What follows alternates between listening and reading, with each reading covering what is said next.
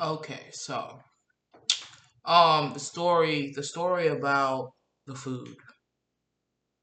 Um, okay, so like I said, the day before that I took that picture. I took that picture on. It was on a Sunday night. um, so that Saturday, I was literally eating bread and water to to eat. I didn't have any money. I didn't have any food. It was horrible. I was actually in a pickle. Really, I was. I don't know if you guys pay attention, but I share a lot of Javon Mall's his videos, his lives, his posts and statuses and stuff like that. I share it because when I was going through, this was one of the people that God really spoke through to get to me.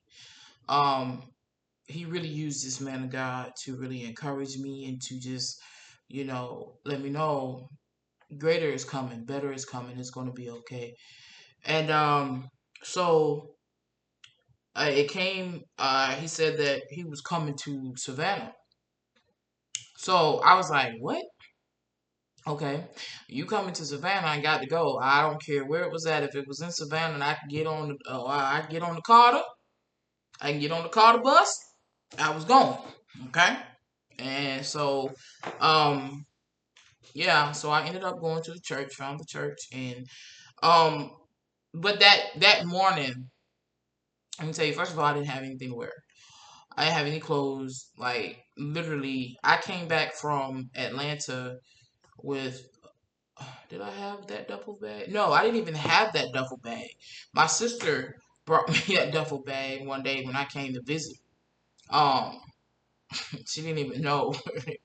She didn't even know that I needed that bag like I needed food. Okay, because I had like 2 or 3 book bags that I was carrying my whole life in. When I came from Atlanta, I had one orange. I had an orange book bag that had the scrap was messed up on it. And then, so I only had one scrap, and then I think it went down. The other scrap went off too. So I was holding on by the handle, and then I had a little black book bag that I had got from the shelter or something that was going on around the shelter. They was giving away stuff. So I had that book bag, and it seemed like I had another. Oh no, you know what it was? You know the bags that the it was crazy. God is so good. The bags that the airbeds come in, the Intex. It was so ghetto, but it worked. I had to do what I had to do. A strap from another bag that I had, and I took it and I made it so that it was like I could carry it on my shoulder. It was so ghetto. It was so ghetto, but I had to do what I had to do. You should see me like coming off the bus with like 4 or 5 book bags and tore up. I even had a garbage bag at one point. I'm literally carrying this stuff around. Okay, get into the picture now. Get picture this in your head. I'm literally carrying this stuff around. I get back to Savannah.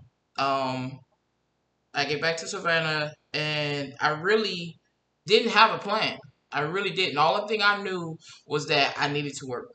I needed to get a job. I needed to work. So before I left Atlanta, I called my job. I went back to Gulfstream first. Called him. It was like, yeah, sure. The way that I left, I was able to come back. Thank God for that. So I came back to Gulfstream. The thing about it is, I wasn't in my other position. Now, when I was at Gulfstream the first time, I was doing catering. Right? I love that job. We're not gonna get into all that, but yeah, I love that job. Um, so when I got back, the only position that they had available for me was a grill cook, and of course, it was less money, and it was just totally not what I wanted to do. But I needed a job. As far as it was place to stay, I had made a connection with one of these girls, man. I'm God working on my heart concerning this because I really think God is telling me I need to forgive and I need to, you know. But yeah, God is still working on my heart. A lot of stuff went down. Um, so yeah, I got in touch with her and she was like, because she had extended the offer before, She was saying, you could come here if you need to come here, whatever, whatever, whatever. But like I said, it was a whole lot of stuff that happened that went down. So, that's another story. But so she didn't have room. But what she did do was she reached out to one of her homegirls and asked her if I could stay with her for a little while, and she let me stay. I ended up staying there only for like a day or two. I think maybe 2 days, maybe might be three tops, if that.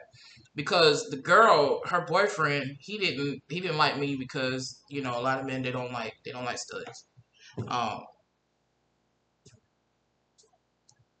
I mean, it is what it is. I didn't want your woman. If you see this video, I didn't want your girl. Wasn't even my type at all. But I'm grateful. Don't get me wrong. I'm grateful because she didn't know me from King Dead. She was letting me stay on the strength of her friendship with this other girl. So it was a blessing. Don't get me wrong. It was what it was. Um, so that didn't work out. So one day I just grabbed out. I had my two book bags, my orange book bag and another book bag, and I just took all my stuff with me. I didn't know where I was gonna go. So I ended up having to go to the homeless authority, and I went there, and they placed me in a shelter. You literally have to prove that you're homeless. I never knew that. I found the paperwork earlier today when I was cleaning up.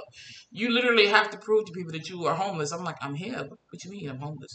I don't understand what you want me to give you. I have nothing to give. I have nothing. I'm homeless. What do you want? So I had to go through the whole screening process and stuff like that.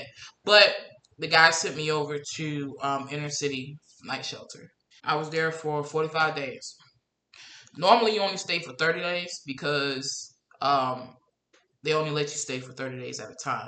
So if you leave after your 30 days is up, you have to stay away for 30 days. Then you can come back. I ended up staying for 45 days because I was actually getting my life together. I was actually working. This was my first time ever being homeless anywhere, let alone in a whole nother state. This was not something I was trying to get used to. I was not trying to, in any way, shape, form, or fashion, make this a habit, make this a lifestyle. And that's the thing about it. It's like people get caught up into it because there's soup kitchens that will feed you. You get up in the morning, you got to get up. They wake you up at 6. You got to be out by 8. They don't serve breakfast and nothing like that. You get up, first thing, okay, what I'm gonna eat today? you know. So you literally walking all across the city. Like when I say I've never walked so much in my life, I never walked so much in my life. I did not like it at all. I linked up with some of the girls there, and they showed me the ropes. Some of them had been there because, like I said, you can only stay there 30 days at a time, and then you have to leave for 30 days. So there was some women there. There was some people there that was veterans. It was co-ed too, but they had, the downstairs for the men and then upstairs for the women. People was literally just oh, I know, okay, I gotta go to Tent City for 30 days, or I gotta go, rough it on the street for 30 days, but then I can come back because they know the system and they know. But see, my thing was I always prayed and I said, God, please don't let me get used to this. Please don't let this be something that I get used to. I can never get used to this. People literally just made this a lifestyle. They literally slept outside. They literally slept in the bushes. They literally slept wherever they could.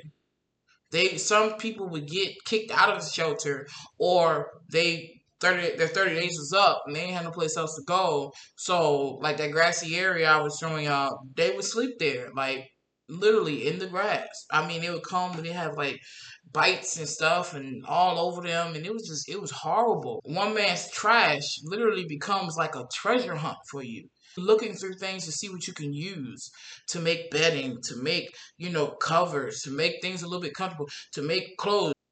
It was crazy for me. I really was like, I cannot do this, G. I cannot get used to this. This is not something I'm gonna get used to. Like a whole nother lifestyle that goes on behind the scenes. You see somebody standing on the corner, they might be panhandling, right? And I know I can say this for myself. When I was in Atlanta, I used to drive Uber, and I didn't have a car. I lost my car before we went to Atlanta. But I lost my car, so I didn't have a car. So I was doing Uber out there, and I would have to take the train, take the bus to all these different places to pick up these cars to use to do Uber. So I would have to go to the bus stations and to the train stations and to, all these places. And you would see all like 5 Points, downtown and 5 Points, and even off of Peachtree. Uh You see these, like, the one hotel I saw, it was like the Ritz Carlton. It was the Ritz Carlton, right? And I'm like, you literally looking at these beautiful buildings, these all the flashing lights, and you're looking at all of these things, and then right there, there's somebody sleeping on the ground.